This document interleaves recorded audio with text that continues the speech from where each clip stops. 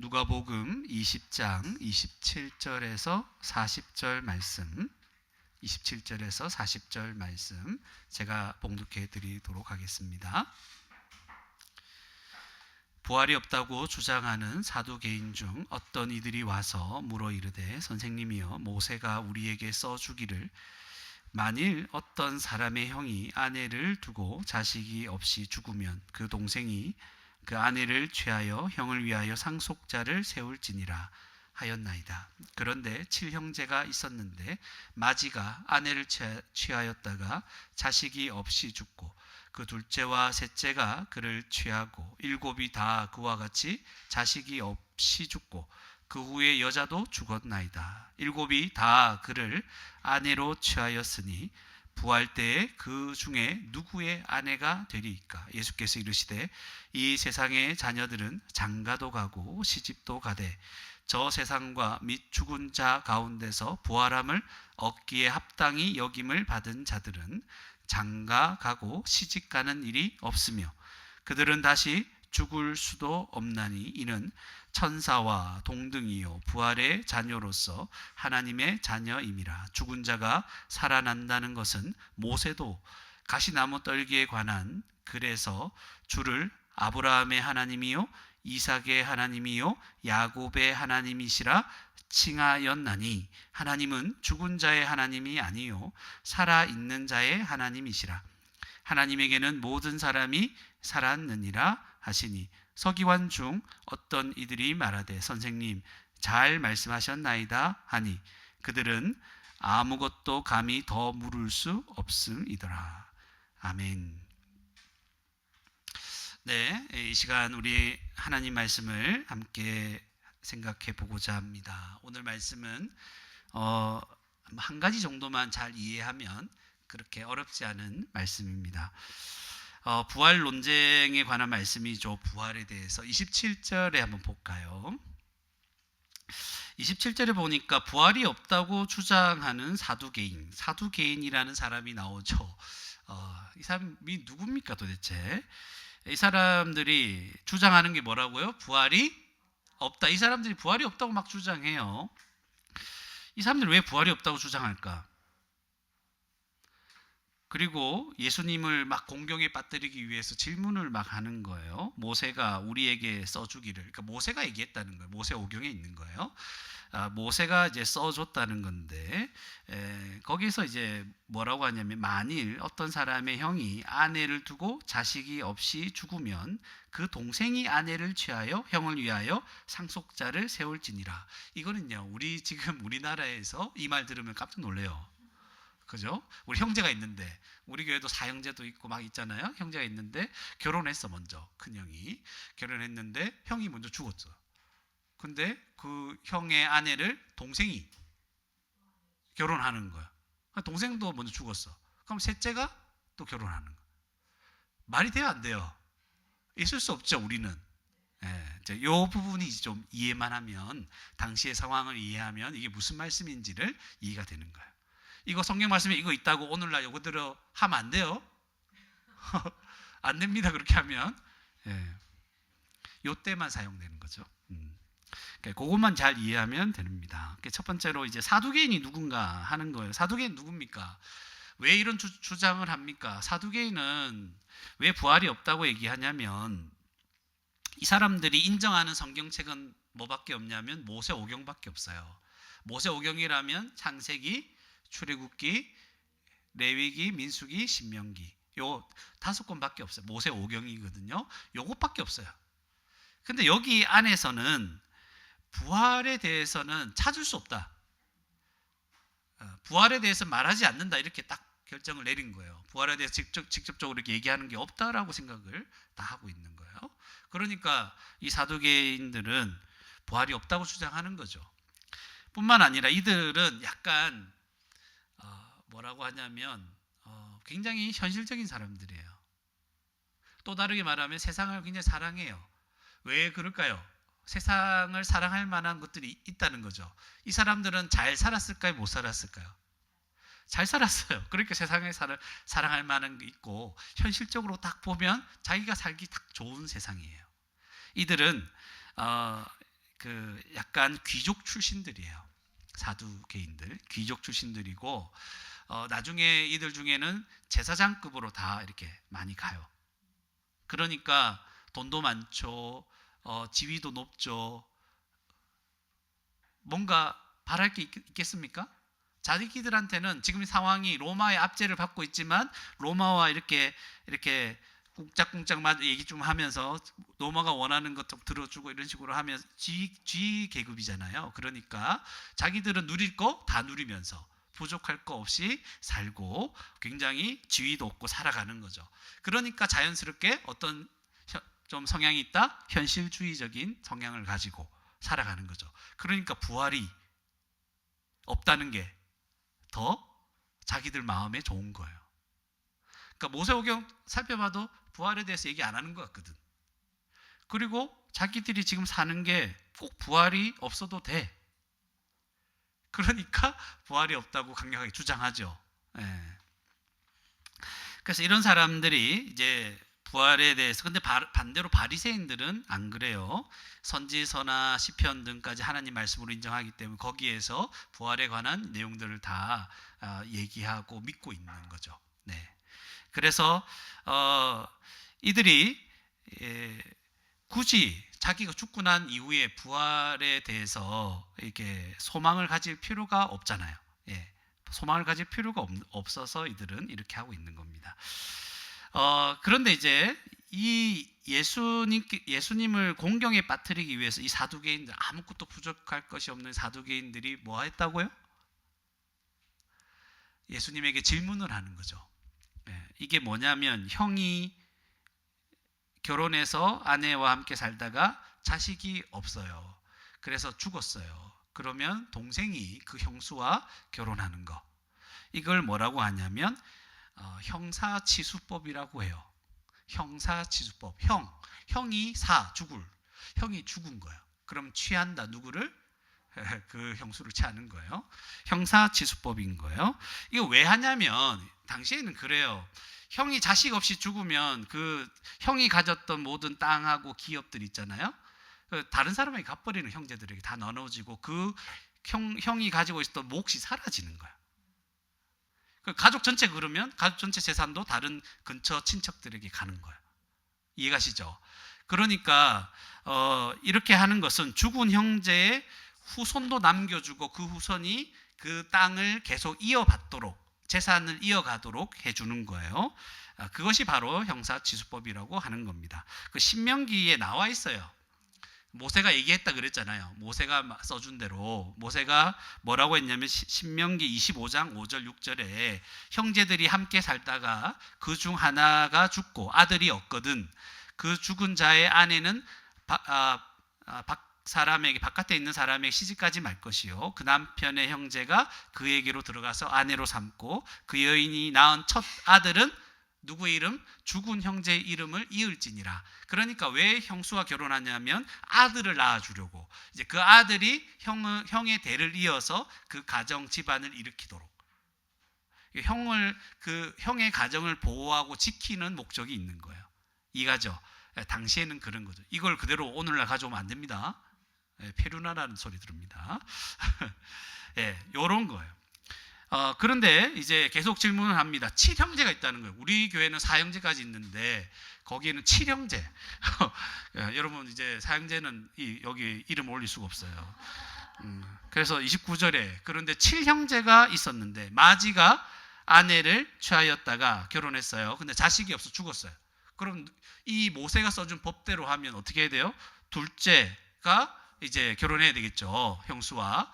둘째가 그랬고 셋째도 취하고 했는데 죽었어 다. 그럼 우리는 보통 뭐라고 얘기합니까? 이 형수를 사람 잡아먹는 사람이다 뭐 이런 얘기를 막 하죠. 이상한 말 하죠. 근데 그렇게 해서 몇 명이 다 죽었다? 7명이 싹 다 죽은 거예요.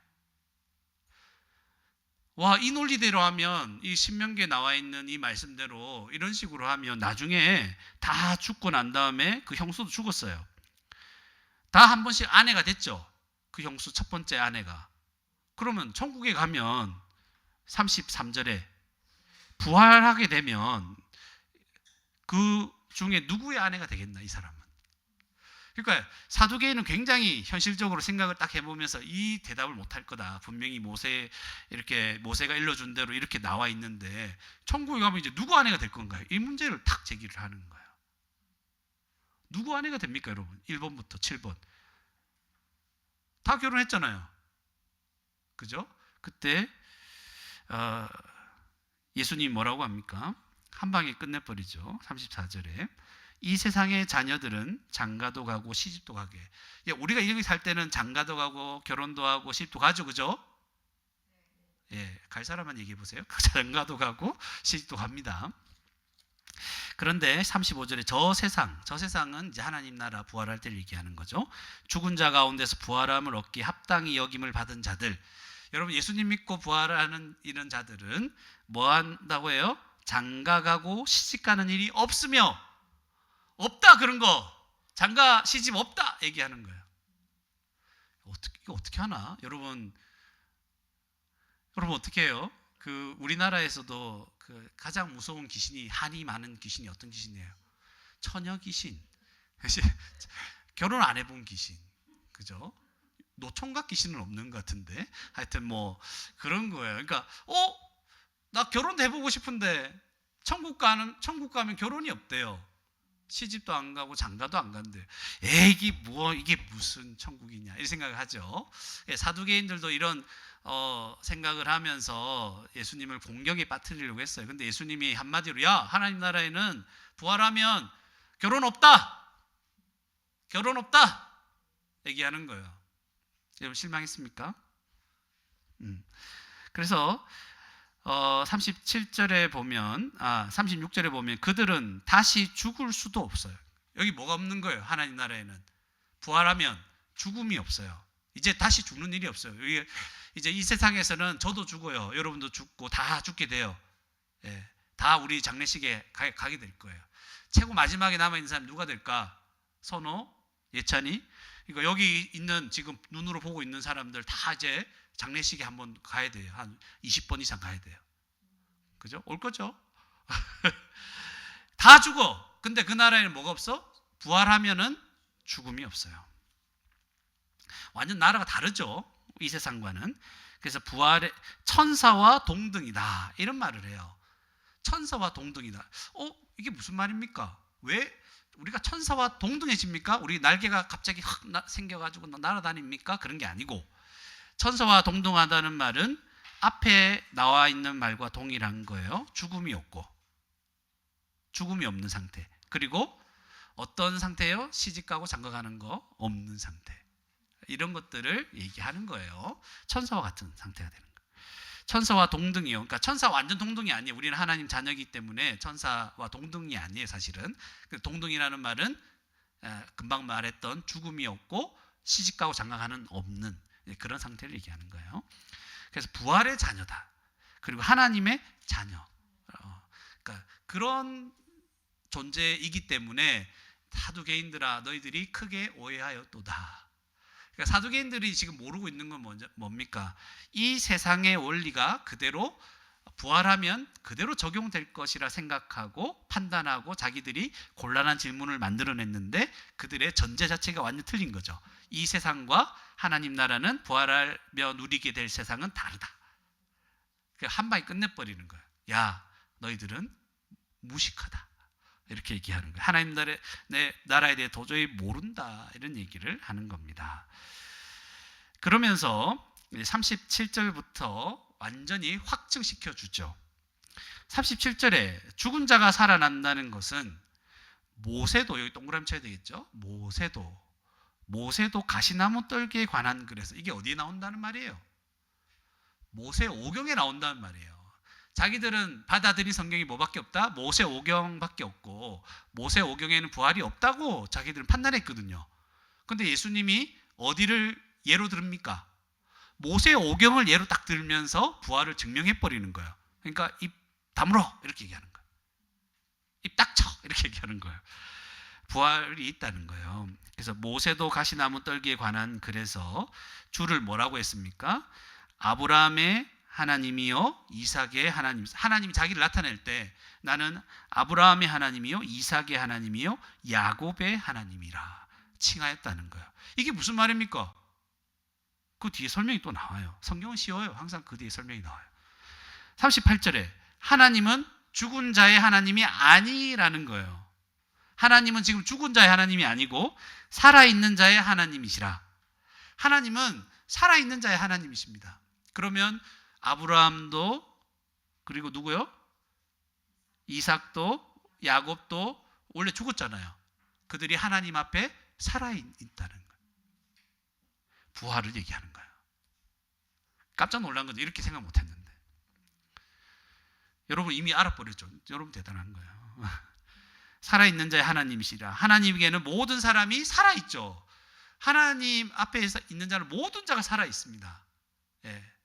하나님은 살아있는 자의 하나님이십니다. 예. 그래서 서기관 중에 어떤 이들이 말하되 선생님 잘 말씀하셨다. 이거 알아듣는 사람이 있었어요.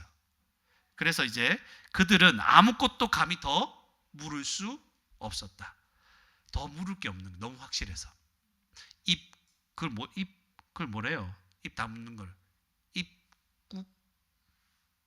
됐어요. 그런 거예요. 그래서 오늘 말씀을 통해서 오늘 세 가지만 짧게 말씀을 드리겠습니다. 첫 번째로, 세상을 사랑하는 자는 부활을 믿지 않습니다. 세상을 사랑하는 자는 부활을 믿지 않습니다. 사두개인들 생각해 보세요. 부활을 굳이 믿을 필요가 없는 사람이죠. 이 세상에서 너무 잘 먹고 잘 살고 부족할 것이 없는 그런 사람입니다. 이 사두개인들이 이런 사고방식을 가지게 된 이유가 뭐라고요? 너무 부족할 것이 없으니까, 현실에. 그죠? 이렇게 생각을 해도 자기들은 뭐 신앙, 뭐 교회 다니고 뭐 신앙생활 하는 거 뭐 그지 그렇게 뭐 필요가 없어요. 안 하면 그만이지 뭐. 나중에 친구 만나서 노는 게 더 중요하고, 내가 하고 싶은 거 하고 돈 많으면 그게 장땡이지. 네. 그리고 그들이 이렇게 생각한 이유 중에 또 하나는, 하나님 나라는, 부활해서 우리가 들어갈 하나님 나라는 어떤 나라다? 이 세상의 나라와 비슷할 거다. 이런 생각을 했기 때문에 그들은 이런 사고방식을 가지게 되었습니다. 여러분, 부족할 것이 없는 현실은요, 부활에 대해서, 복음에 대해서 자꾸 안 들리게 합니다. 이걸 아셔야 돼요. 내 삶에 부족할 것이 없어지잖아요. 복음이 안 들려. 그리고 부활에 대해서도 이게 안 들립니다. 믿을 필요도 없는 거죠. 오늘 제가 이 말씀을 가지고 오늘 막 설교하잖아요. 지금 이거 나하고 상관이 없는 거예요. 내한테 부족할 것이 없으니까 뭐. 부활이 그냥 나한테 지금 다급한 게 아니잖아요. 여러분, 저와 여러분은 지금 부족할 것이 없는 시대에 살고 있습니다. 정말 그래요. 어른들이 늘 하는 말이죠. 저도 그런 말 듣고 살았어요. 야, 너희들은 참 부족할 것이 없는 시대에 살고 있다. 저도 들었어요. 근데 우리가 오늘날 우리 자녀들에게 뭐라고 합니까? 야, 너희들은 참 부족할 것이 없는 시대에 살고 있구나. 이런 얘기를 계속 동일하게 하고 있잖아요. 부족할 것이 없어요. 그러니까 더 복음이 안 들려. 결핍이 없잖아요. 복음이 안 들려. 들을 수도 없고. 그냥 우리가 느끼는 부족함은 상대적인 거예요. 제가 나보다 더 풍족해. 그래서 나는 부족해. 이거죠. 이것뿐에 상대적으로 부족할 뿐이지, 절대적으로는 우리는 그 어떤 시대보다 우리는 풍족한 삶을 살고 있습니다. 지금 여러분 뭐 부족하다 뭐 이런 얘기를 하지만, 여러분 조선시대와 비교해 봅시다. 여러분 저기 한양까지 어떻게 갑니까? 한양은 서울입니다. 여러분 서울까지 어떻게 갑니까? 예전에 한 달 걸렸대요. 한 달 산 넘고, 길도 잘 나지 않는 거 가다가 도적들이 있고, 그죠? 산적들이 있고, 또 다 뺏기고 목숨의 위협도 받고 길에서 자야 되고, 여관도 많지 않아요. 어디 어플에 뭐 이런 거 없어요. 연락처도 없고 구해줄 사람도 잘 없어요.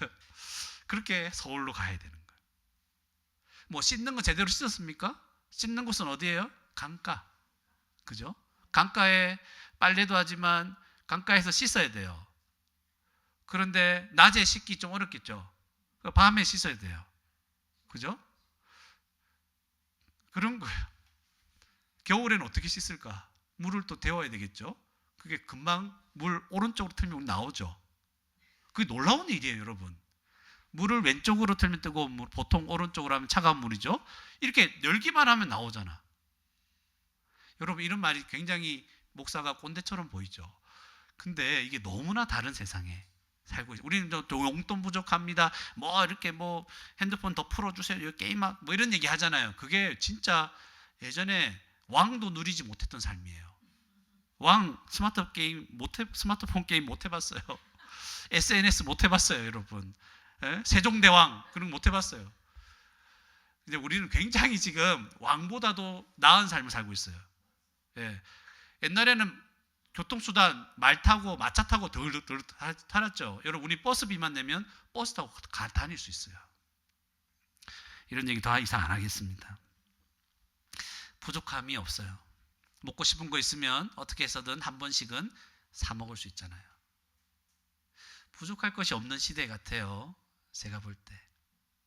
여러분들에게 인위적으로 부족함을 느끼게 하려면 용돈을 아예 끊어버리면 되는 거예요. 핸드폰 뺏고 용돈 끊고 이러면 야, 나는 절망적이다, 그런 생각이 들 거예요. 그래서 요즘에 너무 힘들다고 얘기하는 젊은 사람들, 또 우리도 마찬가지죠.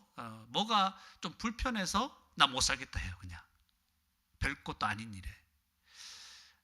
그러니까 하여튼 그래요. 이런 풍족한 삶이 부족할 것이 없는 현실이 자꾸만 부활에 대해서 감각을 잃어버리게 하고 들리지 않게 하고, 복음이 과연 나한테 이 시간에 이 교회에 와가지고 이 얘기 듣는 게 무슨 필요가 있는가, 이 생각이 솔직히 까놓고 얘기할게요, 들지요 여러분? 오늘 목사님 설교 이거 나한테 필요한가? 사두개인 내가 알 필요가 있는가? 없잖아요, 그죠? 자유시간이 더 중요하지. 그런데 그렇게 듣지 못할 때 우리는 부활에 대해서 누리지 못하게 됩니다. 하나님 나라에 대한 이런 무지함이 계속 쌓여서 결국은 복음을 믿지 못하게 하고 부활을 믿지 못하게 합니다. 여러분, 부활을 믿고 있습니까? 견고하게 믿고 있나요? 여러분이 혹시는 사두개인은 아닌가요? 내가 사두개인은 아닙니까? 내가 살아가는 세상이 뭐 그렇게 불편한 것이 없으니까 내가 굳이 현실에 만족하면 되지, 굳이 하나님이 제시하시는 이 복된 소망과 부활에 대해서 내가 생각할 필요가 있을까? 그런 생각하시는 건 아닙니까? 네. 오늘 한번 사두개인을 보면서 우리를 돌아봤으면 좋겠습니다. 믿지 않는 사람들을 생각하시면서 그들은 세상을 사랑할 수밖에 없어요. 눈에 보이는 게 다거든요. 그냥 돈이 조금 더 많으면 되고, 자유시간이 좀 더 많으면 되고, 누리면 되고, 즐기면 되고, 그게 그들의 왕입니다. 세상을 너무 사랑하고 부족할 것이 없는 세상에서 그 세상을 너무 사랑하기 때문에 복음이 잘 안 들립니다. 그들에게 우리는 복음을 전하며 살아야 될 것입니다. 그런데 믿는 저와 여러분들은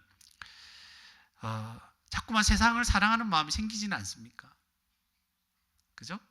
자꾸 세상을 더 사랑하는 마음이 생기지 않습니까? 더 있으면 좋겠다, 더 여유로우면 좋겠고, 더 뭔가 하면 좋겠다, 그런 유혹이 저부터 시작해서 우리 모든 사람에게 들 겁니다. 맞죠? 요 문제가 해결되면 더 좋겠다, 요것만, 또 내 자녀가, 또 내 누가 이렇게 해결되면 너무 좋겠다, 그죠?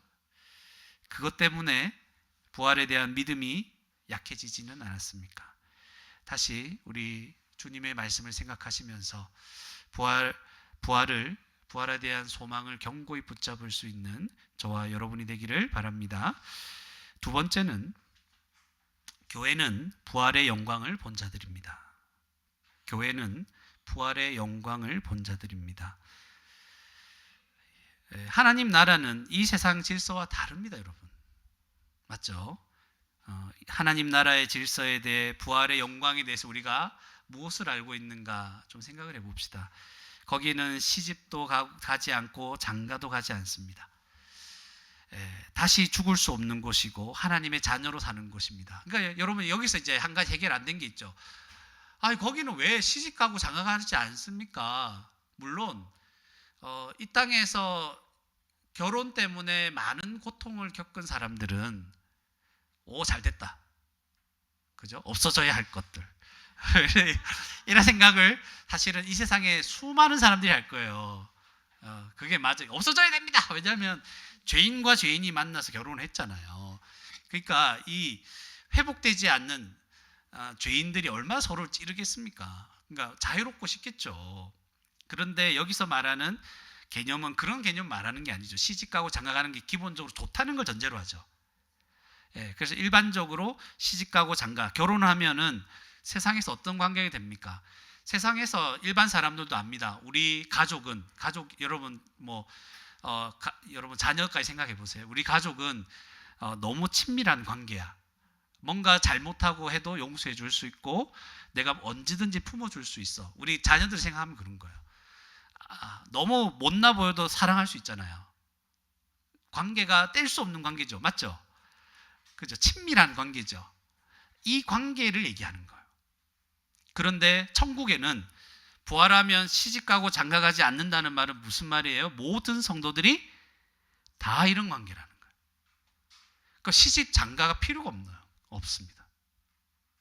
모든 사람들이 다 자신의 모든 걸 내어줄 수 있고 사랑할 수 있고 아껴줄 수 있고 받아줄 수 있고, 그런 나라가 어느 나라다? 부활하에 들어갈 하나님 나라다. 이해갑니까? 그래서 시집가고 장가갈 필요가 없는 거예요. 온전한 사랑이 그리스도 안에서 이루어진 곳이기 때문에 그래요. 거기 죽지도 않아요. 우리는 사랑하는 성도들이 이 땅에 누군가 죽겠죠. 우리 죽으면 슬프잖아요. 다시 못 만나잖아요. 이제 그런 슬픔이 없습니다. 그리고 누군가 죽었다고 할지라도 우리가 천국 가면 다시 다 만납니다. 감사하지 않아요? 다 만납니다. 그래서 이 땅에서 영원토록 그 나라에서 만나기 위해서는 이 땅에서 뭐 하는 게 중요해요? 복음을 듣고 예수님을 믿는 게 더 중요하다. 이게 얼마나 중요한지 아시겠죠? 그래서 우리는 그곳에서 누구 자녀입니까? 서로에게 자녀가 아니에요. 그러니까 여기 보면 우리 자녀들 있죠.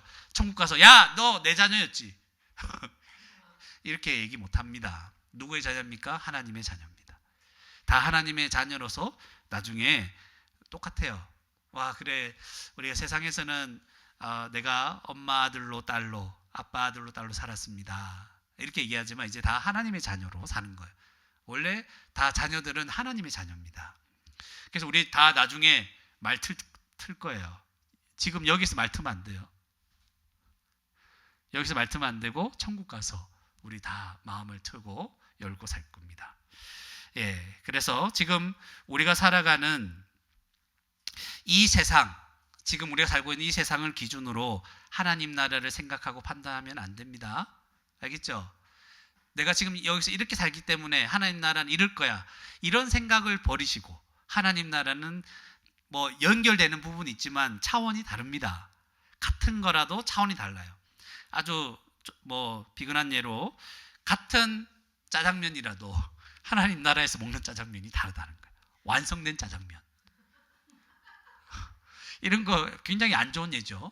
여러분 제일 좋아하는 거 뭐예요, 여러분? 여러분 좋아하는 게 하나 있죠. 그게 뭐 어떤 활동이든지 뭐든지 그게 여기서 하는 활동이랑 거기서 하는 활동이 다릅니다. 완성된 거. 그죠? 저도 이제 축구 좋아하잖아요. 축구하는데 여기 가면 가기 전부터 무릎도 아프고 허리 아픈데 이거 어떻게 뛸까 이런 하면 뛰면 좋기는 하지만 뛰고 나서 막 엉기적거리고 이게 힘들어요. 근데 하나님 나라 들어가서 하는 축구는 다를 거예요. 쌩쌩할 겁니다. 거기서 싸우지도 않을 거고 다치지도 않을 거고 너무 좋을 거예요. 아무 기대가 없는 것 같은데 그래요. 우리 이 세상을 기준으로 하나님 나라를 판단하지 마세요. 엄청 놀라운 곳입니다. 저와 여러분은 하나님 나라가 어떤 것인지 그 나라의 부활에서 누리게 될 영광이 어떤 것인지 말씀을 통해 우리는 깨달은 자들이고 믿은 자들이죠. 그 이미 부활의 영광을 본 자들이에요. 예수님을 믿는 성도는 부활의 영광을 봤어요. 말씀이 어떻게 나와 있습니까? 타락하기 전에 범죄하기 전에 에덴 동산을 통해서 우리는 부활해서 우리가 어떤 삶을 누리게 될지를 우리는 본 자들입니다. 맞죠? 그때 자연 하나님의 피조 세계가 얼마나 아름다운지, 그 피조 세계가 사람을 해하지 않고 사람과 사람, 아담과 하와의 그 관계에서 내 뼈 중에 뼈, 살 중에 살이라, 우리가 평생 영원토록 부활해서 누리게 될 관계가 그런 관계임을 우리가 본 거예요. 그죠? 그 모든 것. 그리고 하나님 나라는 모든 죄와 악한 것이 존재하지 않는 곳이 될 것이고, 하나님의 영광이 해같이 비치는 곳이죠. 하나님이 우리와 함께 거하시는 거예요. 우리는 하나님의 임재를 바라면서, 물론 성령께서 우리 가운데 내주하시지만 하나님의 임재를 더 충만하게 바라면서 기도하잖아요. 바라죠. 그래서 하나님이 우리 가운데 충만하게 임하실 때 얼마나 기쁩니까? 감사하고 소망이 생깁니까? 모든 걸 참고 견딜 수 있게 되잖아요. 놀라운 일들이 막 일어나잖아요. 그런데 그곳은 하나님이 그냥 함께 계시는 곳이에요. 그곳에 하나님이 우리의 모든 눈물을 닦아주시는 겁니다. 아픔과 고통이 없습니다. 그런데 저와 여러분이 그 나라에 들어갈 거죠. 그 나라를 이미, 그 부활의 영광을 이미 우리는 누리고 있습니다. 누리고 있어요, 지금. 우리가 지금 이 세상의 질서 안에 살고 있지만, 우리가 지금 따라 살아가는 질서는 어느 질서입니까? 하나님 나라의 질서에 순종하며 살고 있지 않습니까? 우리는 다른 질서 속에 살고 있어요. 몸은 이 세상에 있지만 하나님을 의식하고 하나님을 따라 살고 있잖아요. 이미 부활의 그 은혜, 하나님 나라를 누리고 있는 거예요. 이미 들어와 있어요, 부활이 우리 가운데. 부활이 들어와 있기 때문에 순종하려고 하는 거예요. 그리고 믿을 때 성령께서 오셔서 우리를 다스리십니다. 직접. 우리를 내버려 두지 않아요. 죄짓고 막 살아가는 거 내버려 두지 않아요, 하나님이. 진짜 안 내버려 둬요. 회개하게 하시죠. 우리를 다스리고 자꾸만 말씀을 조금 깨닫게 해주세요. 그리고 그것을 누리고 소망하게 해주십니다. 말씀을 통해 우리를 다스리시고 교회로 불러 모으셔서 교회를 통해 다스리십니다. 우리 교회가 아니었다면 어떻게 하나님 뜻을 자꾸 깨닫겠습니까? 우리가 잘못된 길로 나아갈 때 어떻게 말씀을 통해 계속 우리를 바로 세우시겠습니까? 그죠? 교회를 통해 뭔가 가르쳐 주시고 우리를 지도하고 통치하시는 것이죠. 여러분 믿기 전과 후를 생각해 보십시오. 우리 친구들도 한번 생각해 보세요. 내가 정말 하나님에 대해서 인식하기 전과 후를 생각해 보세요. 좀 달라진 게 있어요? 달라진 게 있어요? 복을 받았어요? 저는 확실히 그 분기점이 있어요. 그래서 제가 믿고 난 이후에 어떤 마음이 들었냐면, 나 이제 더 이상 받을 복 필요 없다. 나는 다 받았다. 그 마음이 꽉 찼어요. 나는 이 세상에서 그냥 지금부터 망해도 오늘 죽어도 괜찮다. 나는 이미 예수 그리스도로 말미암아 구원을 받았고 그 은혜가 너무 크다는 걸 저는 너무 확실하게 깨달았어요. 다른 거 다 필요가 없는 거예요. 지금 계획하고 있는 것들 다 필요가 없어도 돼. 그냥 나는 복을 받았어요. 모든 복을 그리스도 안에서 다 받은 거예요. 그게 믿기 전과 후의 차이입니다. 저의. 그 믿기 전에는 정말 너무 불안했고, 뭔가 이게 돼야 되는데 저게 돼야 되는데 나 어떻게 살까? 어떻게 먹고 살까? 막 내 앞으로 인생은 어떻게 될까? 막 이 생각, 고민과 걱정과 불안과 이런 게 가득 찼어요. 그런데 믿고 난 이후에는 이제 아무것도 부러울 것이 없어요. 괜찮아요. 괜찮아요. 저는 그렇게 됐는데 이제 여러분이 문제죠. 여러분 중에 아직 이런 예수님 때문에 이런 마음이 없다면 여러분 이제 마음을 쓰셔야 돼요. 여러분이 이제 불안해하는 게 정상이에요. 여러분 예수님 아직 확실하게 안 믿고 있는 사람은 지나갈 때도 차 조심해야 돼요. 그죠? 차 조심해야 돼요. 교통사고 나서 죽으면 안 돼. 여러분의 영원한 삶이 어떻게 될지 몰라. 여러분 뭐 먹더라도 있잖아요. 은숟가락 들고 다니세요. 독이 있는지 없는지 한번 담가봐요.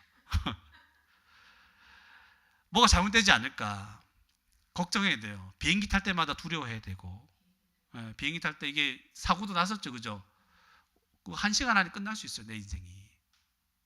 그러니까 불안해해야 되고 두려워해야 돼요. 그 보험 같은 거 들 필요 없어요. 죽으면 끝나니까. 물론 보험은 들어야 돼. 나중에 안 끝나고 이제 아플 때 해야 돼요, 여러분. 그런 얘기 하려고 하는 게 아니고 말하다 보니 그래 됐는데. 두려워해야 됩니다. 여러분이 아무것도 두려울 것이 없는 그런 자로 여러분 부활의 영광을 깨닫고 믿으셔야 합니다. 그래서 우리는 이미 부활의 영광을 본 자들이죠. 예수님 믿는 사람들은. 그래서 날마다 그 영광을 보며 살아야 됩니다. 세상은요, 날마다 우리의 눈을 어둡게 만듭니다. 세상의 영광을 보여주니까. 여러분, 태양을 보면 어때요?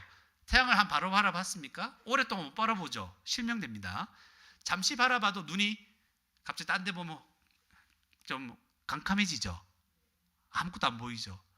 근데 세상도 자기 영광을 자꾸 우리에게 보여줍니다.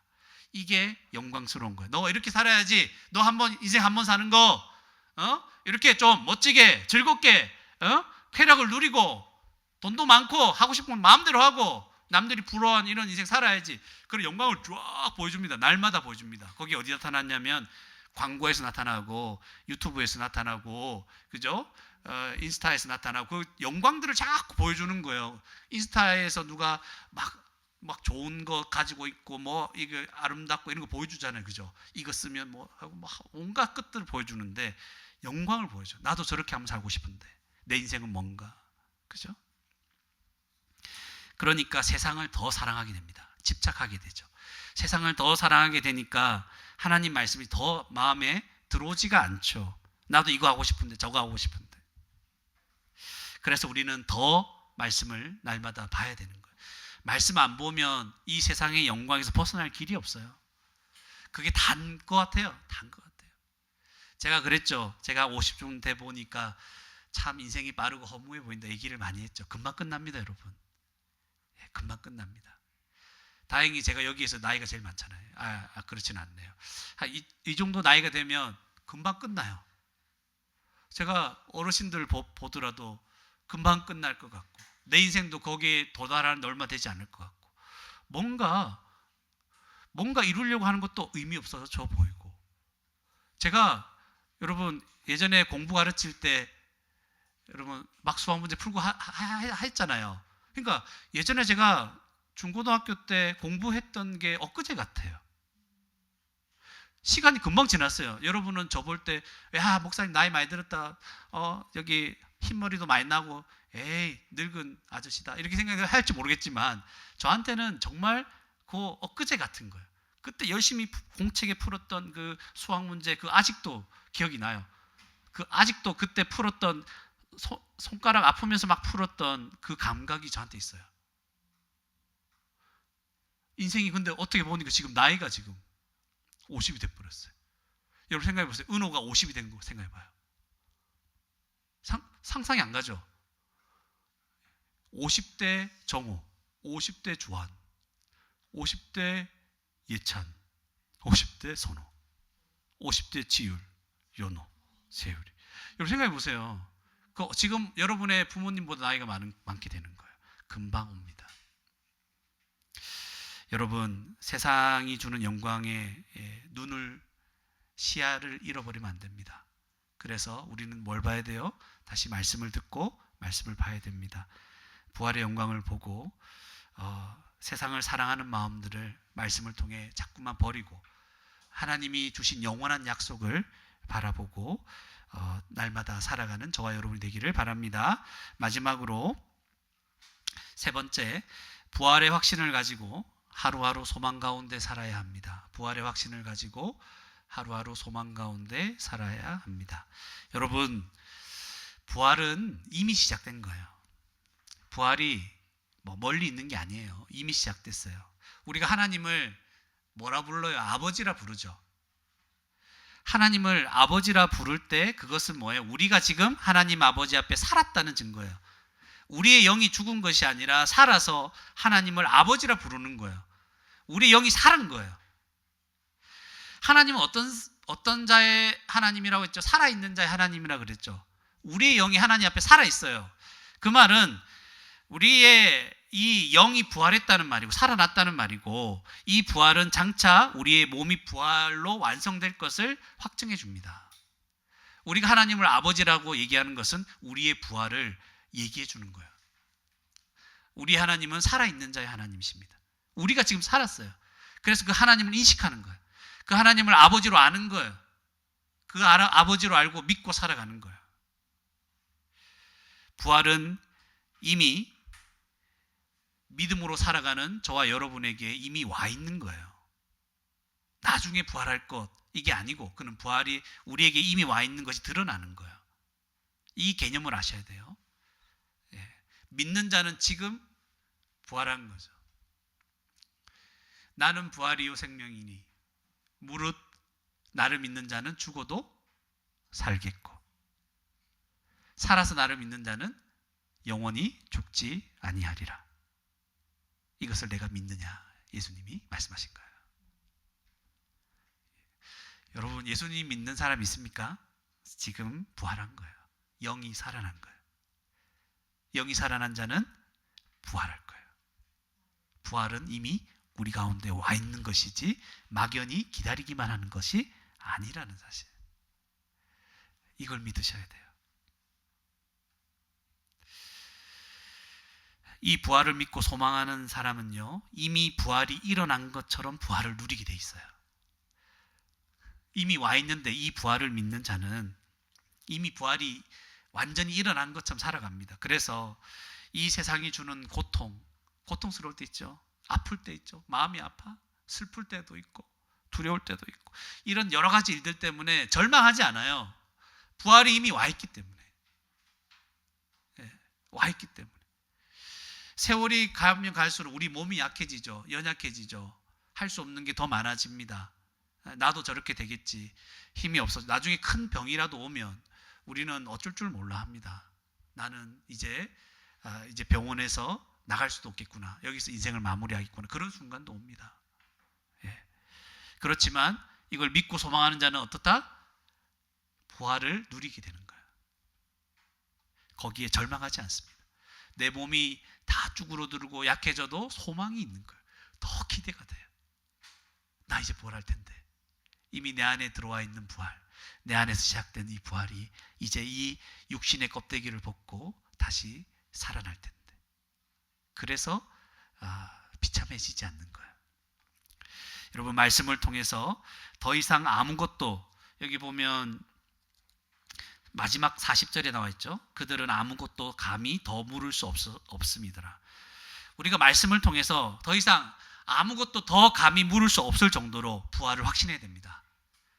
여러분 말씀을 잘 배우시기 바랍니다. 말씀을 대충 알고 대충 믿지 마십시오. 대충 알고 대충 믿기 때문에 믿음으로 살지 못하는 겁니다. 믿음이 연약한 이유가 뭐예요? 말씀을 대충 알고 대충 스토리만 아는 거예요.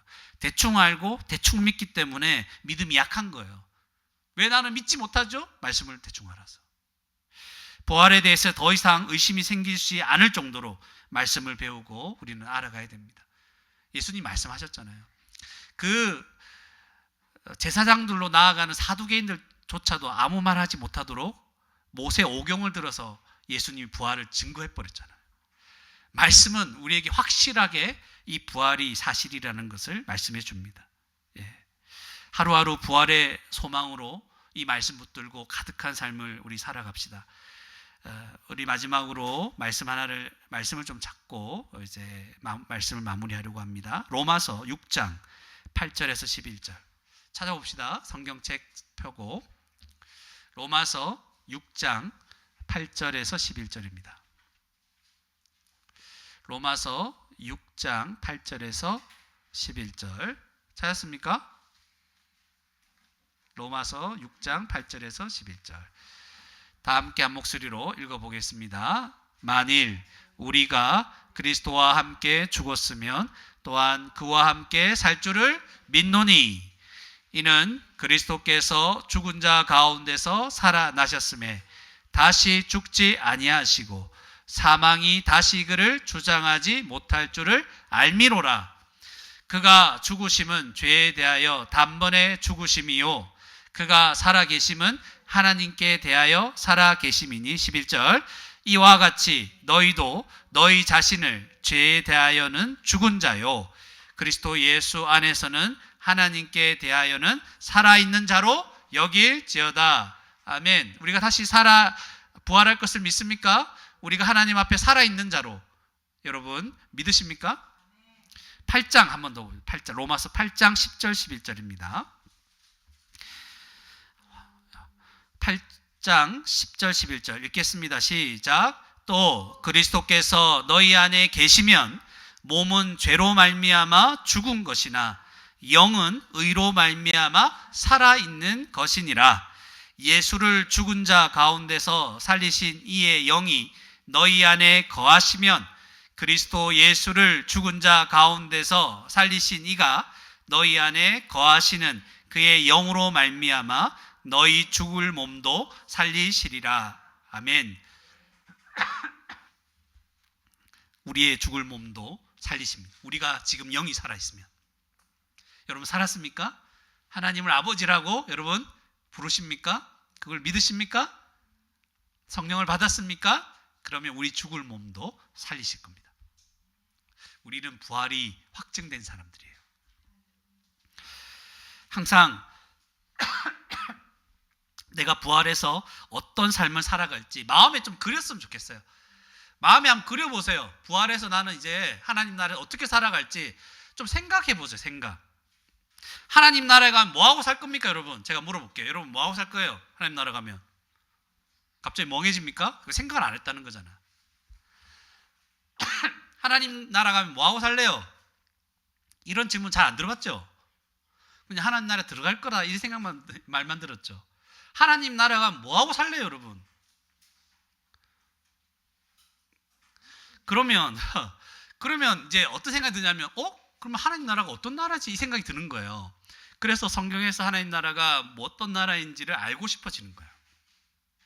하나님 나라 가서 내가 뭐 하며 살지? 이 생각이 드는 순간 그 나라가 어떤 나라지? 내가 뭘 할 수 있지? 이 생각이 들잖아요. 그래서 말씀을 통해 그 나라를 발견되는 즉시로 계속 더 알아가는 거예요. 여기에 대해서 잘못된 생각을 가지고 있으면 이상한 종말론에 빠져 있거나 잘못된 하나님 나라, 성경에 기반하지 않는 하나님 나라가 있으면 우리의 인생이 망가집니다. 여러분. 엉뚱한 것을 소망합니다. 하나님 말씀을 알아가면 알아갈수록 하나님 나라의 삶이 구체적으로 그려지기 시작합니다. 네. 그래서 이제 그 생각합니다. 하나님 나라는 기억이 있죠. 이 세상에 어떻게 살았는지 기억이 다 있습니다. 어릴 때 어떻게 살았고 또 나중에 어떻게 살았고 기억이 다, 누가 누군지 다 알아요. 우리의 모습은 놀랍게 변할 거예요. 아름답고 정말 멋지게 변할 거예요. 믿습니까? 네. 아닙니까? 놀랍게 변할. 근데 누가 누군지 알아. 누가 누군지 알아. 근데 그 생각을 해요. 어떤 생각을 하냐면 기억도 있고 여러 가지 것들이 있잖아요. 그래서 제가 이 세상에서 어떤 사람들과의 관계에서 오해가 생기잖아요. 근데 이 오해가 풀어질 때도 있지만 안 풀어질 때도 있습니까? 없습니까? 아무리 얘기하고 풀려고 해도 안 풀어지는 관계, 오해가 쌓이고 더 서로를 미워하고 막 이럴 수 있겠잖아요. 근데 하나님 나라 가면 오해가 다 풀리겠구나. 그때 가면 풀 수 있겠구나. 제가 이 생각합니다. 여기서는 정말 안 풀려. 이렇게 이쪽에 설명하면 이쪽 다른 관점이 있고 이쪽 자기 받았던 상처가 있고 막 해서 도저히 풀리지 않아. 마음이 안 편해. 근데 너무 노력해도 안 되는 경우에는 소망합니다. 부활하면 저 사람도 믿는 사람이라고 가정하면 풀리겠구나. 다 이해해 주겠구나. 용서해 주겠구나. 나도 용서할 수 있겠구나. 이런 생각이 드는 거예요. 이런 관점으로 지금 일어나고 있는 모든 문제와 나에게 여러 가지 것들을 이렇게 생각을 해보시는. 하나님 나라에서 뭐 할 건지 모든 오해가 다 풀릴 거예요. 마음이 얼마나 자유로워지겠어요. 그죠? 하나님이 다 알게 하실 거고. 여러분 이게 좋아요? 여러분 이게 오해가 뭔지 모르신 분은 거기에서 뭐 하고 싶어요 여러분? 게임 마음대로 하세요. 거기 가서. 거기는 게임 마음대로 해도 눈이 안 나빠져. 안 좋은 게임도 없어. 예를 들면 이렇게 해드릴 수 있어요. 거기에는 뭐 이상한 도박, 마약, 뭐 중독 이런 거 없어요 여러분. 그냥 마음대로 사세요. 마음대로. 뭐 먹고 싶은 거 마음대로 먹고 살 안 쪄요. 좋죠? 거기는 다이어트 약이 다 개발돼 있어. 말하자면 약간 비근한 예로 들자면 이런 거예요. 그러니까 생각을 해보세요. 거기서는 너무 좋아. 나는 거기에서 계속 영원토록 돌아다니며 사람들 만나고 싶어요. 그리고 너에게 일어난 평생의 이야기를 들을 만한 시간도 있잖아요. 체력도 되고 마음도 되고. 그는 들으면서 하나님이 너에게는 이렇게 역사하셨구나, 나에게는 이렇게 역사하셨다. 그러면 또 막 맛있는 거 막 만들어 서로 대접하고, 그죠? 뭐 만들어 필요한 거 만들어 주고 이러 하면서 막 영원토록 할 게 얼마나 많아요. 그 영혼의 시간 동안 우리 사랑있는 교회 한번 모입시다. 괜찮겠죠? 한번 모여가지고 그때 야 이렇게 했으면, 그때 여기 빠지는 사람 있으면 될까 안 될까? 한 사람도 안 빠지면 좋겠어요. 그날 갔는데 쟤는 지옥 갔다더라. 어때? 그죠? 그러면 안 돼. 아무도 지옥 안 가고 하나님 나라에서 영원토록 만나야 될 거 아닙니까? 그때 우리 만나서, 그죠? 수련회 합시다. 수련회 별거 아니고 이야기합시다. 이야기하고 뭐 이제 맛있는 거 만들어 먹고. 그때 우리 다 장성했잖아요.